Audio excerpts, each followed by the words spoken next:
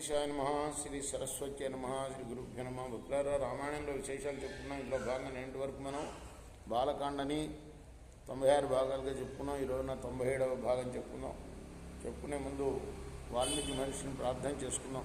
పూజంతం రామ రామేతి మధురం మధురాక్షరం ఆరుహ్య కవితా శాఖాం వందే వాల్మీకి కోకిలం.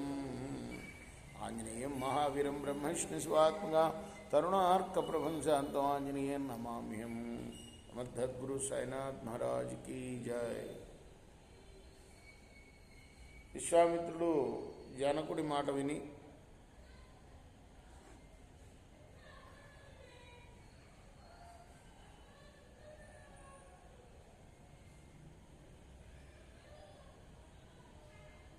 దివ్యమైన ఆ శివధనస్సును అలంకరించి తమ్మని తన సచివుల్ని ఆజ్ఞాపించాడు.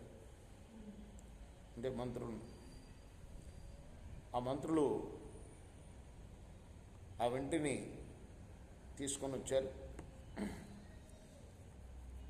ఎలా తీసుకొని వచ్చారు? 5,000 మంది తోస్తే కానీ కదలలేదట.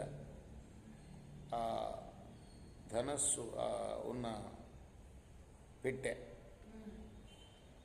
అది కూడా చక్రాలతోటి ఉన్న పెట్టెని 5,000 మంది తోస్తే కానీ కదలలేదట.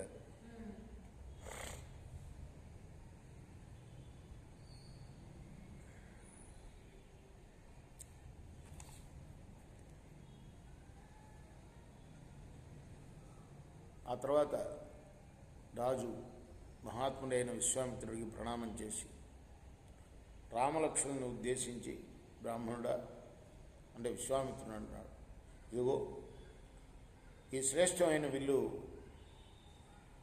జనకులచే పూజింపబడినది. పూర్వం బలశారులు అయిన రాజులచే ఎక్కువ పెట్టడానికి అశక్యమైనది ఈ విల్లు.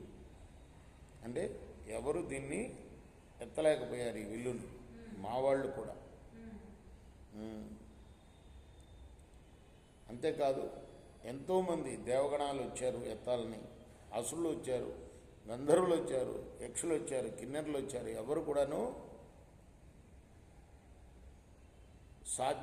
ఎవరి చేత సాధ్యం కాలేదు ఈ విల్లుని ఎత్తడానికి.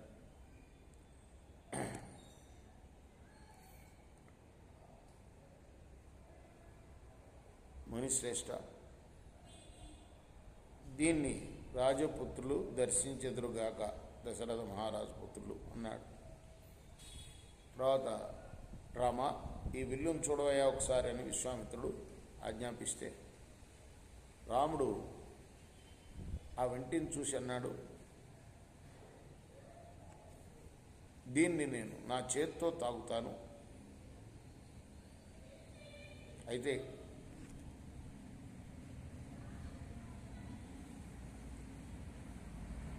ఒక్కసారి దీని యొక్క భారాన్ని కూడా పరీక్షిస్తాను, ఎక్కుపెట్టే ప్రయత్నం కూడా చేస్తాను అని పర్మిషన్ అడిగాడు, అనుమతి అడిగాడు విశ్వామిత్రుడు. అలానే అన్నాడు విశ్వామిత్రుడు. అప్పుడు వేల కొలది రాజులు చూస్తుండగా వెంటి నడిమి భాగం పట్టుకొని పైకెత్తాడు, ఆకర్ణాంతం లాగాడు, అంటే ఎక్కువ పెట్టాడు అన్నమాట. ఎక్కువ పెట్టగానే పెళ్ళిపెళ్ళమని విరిగింది. రేపు మనం మిగతా భాగాన్ని కొనసాగిద్దాం. కృష్ణార్పణమస్తు. కృష్ణ.